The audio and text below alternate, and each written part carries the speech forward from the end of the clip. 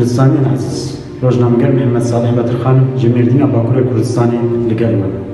Sersala nû ya Kurdî, sersala Newrozê li we teva pîroz dikin û bi vê münasebetê dixwazim bircayekê ji we bikim. Kurdistaniyên hêjan. Nexweşiya vîrusa koronayê COVID-19 metirsiyeke mezin e bû cîhanê û her wiha bo welatê me. Ji we rica dikim ji malên xwe dernekevin, di malên xwe de bimînin û pabendî şîret û tedbîrên tenduristiyê bin. Rêz û hezkirin ji bo. ئازیزان سڵاو، من ئارامزامدارم لە دەربەندی خانەوە وەک هاوڵاتیەک داوەتان لێ یەکەم هەموو پێکەوە دوور لە هەر ئینتیمایەک بە یەک دەنگ و بە یەک ڕەنگ هەموو پێکەوە بڕۆین بەدەم کەمپینی هاوکار دەبین کە کەمپینێکە حکوومەتی هەرێمی کوردستان ڕایگەیاندووە بۆی هاوکار بین بۆ بنیادنانی ئەو جێگە تەندروستیانە و بۆ دەستخستن و کڕینی کەرەستەی تەندروستی پێویست بۆ تێپەڕینی ئەم دۆخەنە لەبارەی کە ڕووی لە هەموو جیهان و کوردستانیش کردووە بێجیاوازی.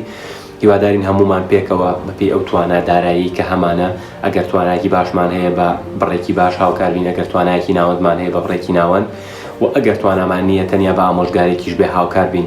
ئەبێت پێویستە هەمومان هاوکار بین و بڵێن هاوکار دەبین بۆ ئەوەی ئەم دۆخە تێپەڕێنین تا بگەینەوە ئاسۆ و ئەم بارنا لەبارە تێپەڕێن. نها ڕەوشێکە نەخواستی لە جیهانê û li herêma Kurdistanê peyda bûye.